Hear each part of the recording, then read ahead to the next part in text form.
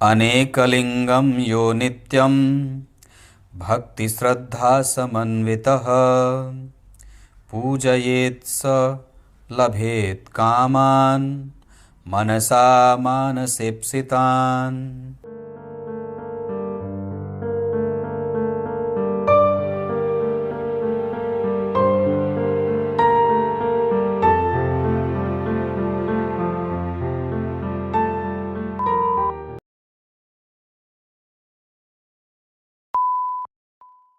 प्रिय दर्शकों नमस्कार, एक बार फिर से उपस्थित हूँ आप सबके सामने।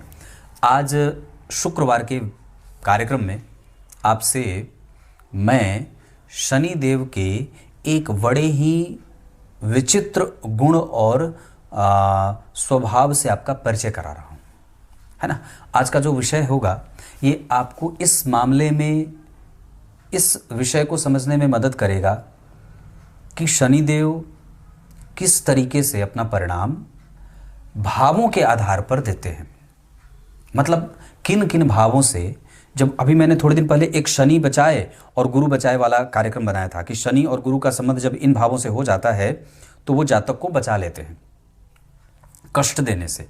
तो आज का जो चिंतन है वो इस विषय पे केंद्रित होगा कि जन्म कुंडली के सप्तम भाव के स्वामी और जन्म कुंडली के दूसरे भाव के स्वामी अगर शनि देव बनते हों।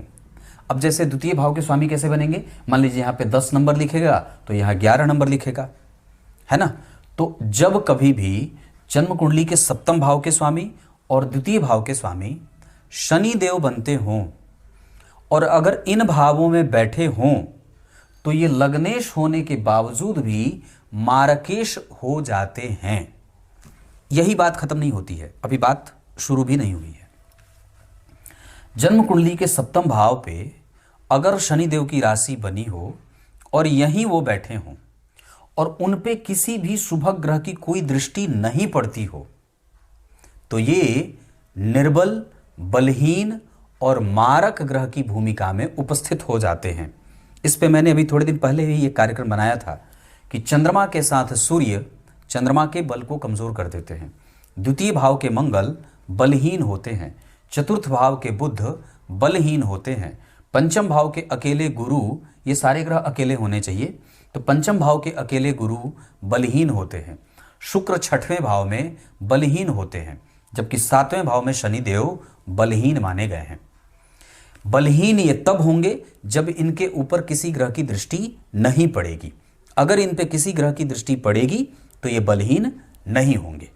जिस सिद्धांत पे मैं आपका ध्यान लाना चाहता हूं उसमें सप्तम भाव के स्वामी या सप्तम भाव अगर शनि से आच्छादित हो, बैठे हों तो शनि देव मारक ग्रह के रूप में उपस्थित होते हैं।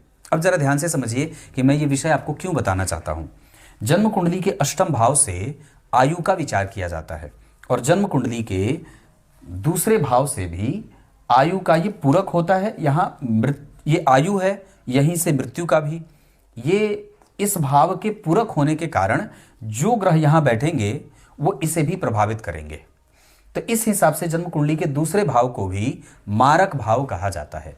इसके पीछे का एक सिद्धांत और भी होगा कि आयु का जो क्षीण होता है वो सातवां भाव है, इस वजह से इसे मृत्यु या मारक भाव इस यहां कहा गया है। सप्तम भाव मारक भाव है और तीसरे भाव से भी मृत्यु का विचार किया जाता है, आयु का विचार किया जाता है। जन्म कुंडली के अष्टम भाव से आयु का विचार, जन्म कुंडली के तीसरे भाव से भी आयु का विचार।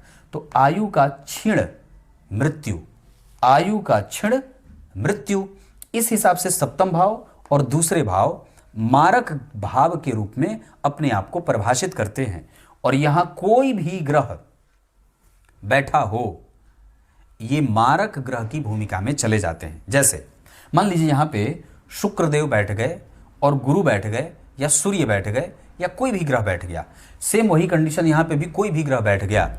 इसका अर्थ होगा कि अब उस व्यक्ति के जीवन की यात्रा बड़ी परेशानी से, कष्ट के साथ, मारक प्रभावों को झेलते हुए आर्थिक, मानसिक, सामाजिक, पारिवारिक और दार्शनिक चिंतन को परेशान करने वाला हो सकता है। इस वजह से इन मारक भावों में ग्रहों का बैठना उसे मारकेश तो नहीं बनाएगा, मार्केश कौन होंगे? इस भाव के स्वामी। जैसे इस कुंडली के लिए मार्केश कौन होंगे? शुक्रदेव, क्योंकि सप्तम के स्वामी शुक्रदेव हैं। अगर मान लीजिए यहाँ पे 5 नंबर लिख जाता तो फिर मार्केश कौन बनते? सूर्यदेव बनते। अगर यहाँ बुध की राशि बनती तो बुध मार्केश बनते, शनि की राशि बनती तो शनि मार्केश बनते। लेकिन मारक ग्रह कौन होगा? जो यहाँ बैठेगा। कोई भी ग्रह अगर यहाँ बैठेगा वो मारक ग्रह होगा। पर उसमें भी सिद्धांत आता है कि अगर यहाँ सूर्य और चंद्रमा जैसे 2 ग्रह बैठे हों, या इनमें से कोई एक ग्रह बैठा हो, या सूर्य या चंद्रमा में से अगर यहाँ पे स्थिति बनती हो, तो सूर्य और चंद्रमा मारक ग्रह के रूप में कभी भी अपनी परिभाषा सिद्ध नहीं करते हैं। मतलब वो मारकेश या मारक नहीं बनते हैं। तो ये क्या बनते हैं? तो सूर्य और चंद्रमा किसी भी लग्न की कुंडली के लिए सहायक मारक ग्रह बनते हैं। सहायक मारक का अर्थ होता है मारने में सहयोगी होना, सीधा नहीं मारना। वो मारक ग्रह जो आपकी कुंडली का मार्केश ग्रह है, वो ग्रह की महादशा में अगर सूर्य और चंद्रमा जैसे ग्रह की अंतरदशा, प्रत्यंतर, सूक्ष्मांतर, प्राणांतर चलेगा, तो वो उस ग्रह के मारक प्रभावों में वृद्धि करेंगे, जो आपकी कुंडली का मारक ग्रह बनता है या मार्केश बनता है। इसको और भी गंभीरता से समझते हैं। सूर्य मान लीजिए यहां बैठ गए, या यहां बैठ गए, या चंद्रमा यहां बैठ गए, या यहां बैठ गए, और शुक्र की दशा चल गई और शुक्र यहीं बैठे हैं।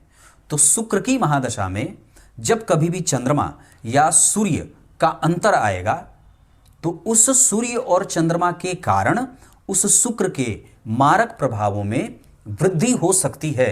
पर यह कभी कभी, हमेशा नहीं, है ना। बहुत गंभीर सिद्धांत है।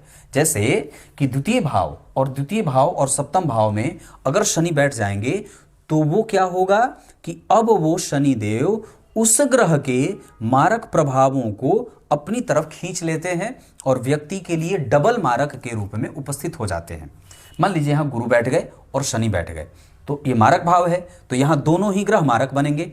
अब होगा क्या कि जब कभी भी शनि में गुरु का अंतर आएगा या गुरु में शनि का अंतर आएगा, तो ये शनि देव उस गुरु ग्रह के मजबूत पक्षों को नलीफाई करके, कमजोर करके, खराब करके स्वयं स्वतः मारक और प्रधान मारक ग्रह के रूप में उपस्थित हो जाएंगे। इसलिए शनि देव को मारक ग्रहों की श्रेणी में सबसे उत्तम तो नहीं, पर सबसे निकृष्टतम मारक ग्रहों में से एक माना गया है। निकृष्ट इसलिए क्योंकि वो बड़ा परेशान कर देते हैं, और उत्तम मारक इसलिए क्योंकि वो मारक ग्रह की जो पूर्णतया परिभाषा होती है, वो सबसे ज्यादा उसको फलीभूत करते हैं और मजबूती से निभाते हैं। मैं खराब हूं, मेरी प्रकृति खराब है, मैं उस खराबी को कितनी मजबूती से निभा रहा हूं। मैं, जैसे होता है ना कि कुचालक और सुचालक, तो सुचालक कौन है? जो समुचित तरीके से, संपूर्ण अच्छे तरीके से विद्युत का जो है वो गमनागमन करता हो। और खराब सुचालक कौन है? जो बहुत ही सूक्ष्म या निम्न या कमजोर प्रकार का सुचालक होता है। तो उसी तरीके से सबसे मजबूत या सबसे उत्तम मारक ग्रह कौन होगा? शनि, क्योंकि वो मारकेश के सभी लक्षणों से अपने आप को युक्त कर लेते हैं। और सबसे खराब ग्रह मारक के रूप में गुरु बन सकते हैं, शुक्र, चंद्रमा और सूर्य बन सकते हैं। ये एक अलग विषय हो। तो मैंने क्या बात कही कि यहां पे शनि देव के साथ जब भी कोई ग्रह बैठेगा, तो शनि देव उस ग्रह के मारक प्रभावों को खत्म करके स्वतः अपने प्रबल मारक बन जाते हैं। उसी तरीके से यहां पे जब शनि के साथ अगर कोई भी ग्रह बैठेंगे, तो शनि उसके मारक प्रभावों को समाप्त करके अपने आप को ही प्रधान मारक ग्रह के रूप में उपस्थित कर लेंगे। अब इसी से जुड़ा हुआ एक और भी सिद्धांत है जो ज्योतिष प्रेमियों के लिए अच्छा हो जाएगा कि मान लीजिए द्वितीय और सप्तम के स्वामी हो गए शनिदेव और अष्टम भाव में बैठ गए, ये ट्रिपल मारक हो जाएंगे। एक तो मारक भाव के स्वामी यहां के या यहां के, मान लीजिए यहां पे 11 नंबर लिखा, यहां पे 10 नंबर लिख दिया, या मान लीजिए यहां 10 लिखा या यहां 11 लिखा, कुछ भी बात है। यहां पे शनि की राशि बन गई या यहां पे बन गई, या तो कर्क लग्न की कुंडली बन गई या मकर लग्न की कुंडली बन गई, और अष्टम भाव में बैठ गए, तब ये डबल नहीं ट्रिपल मारक हो जाएंगे। क्योंकि तब ये यहां से भी प्रभावित होंगे, यहां से भी प्रभावित होंगे, और अगर यहां पे राशि बनी है तो यहां से भी प्रभावित होंगे। आप समझ रहे होंगे मैं जो कह रहा हूं कि ये शनि देव सबसे ज्यादा खराब मारक ग्रह होते हैं। धन की चिंता, व्यवसाय की चिंता, कुटुंब की चिंता, मानसिक शांति को भंग करने की चिंता, आयु की चिंता, रोग, दुख, कष्ट, लंबी बीमारी और भयंकर पीड़ा से व्यक्ति को मारने का काम करते हैं। ये अपना काम करते हैं एक्चुअली, क्योंकि ये यम है ना, यम, इस वजह से ये यम यातना देते हैं। क्लियर है? इस पे और भी कभी विस्तार से एक कुंडली बना करके ही आप लोगों को समझा दूंगा। क्लियर है? अब आइए, कार्यक्रम के आरंभ में जो मैंने श्लोक पढ़ा था उसका अर्थ है, भगवान वेदव्यास लिखते हैं कि भक्ति और श्रद्धा से युक्त होकर के जो व्यक्ति पार्थिव शिवलिंग की पूजा करता है उस व्यक्ति के लिए मोक्ष भी या कुछ भी मार्ग, कोई भी विषय या कोई भी वस्तु अकल्पनीय नहीं हो सकती। वो कल्पना करे और उसको प्राप्त हो जाए। ये होता है ना, जैसे कल्प वृक्ष की भांति शिव की पूजा होती है। तब तक के लिए बहुत बहुत नमस्कार।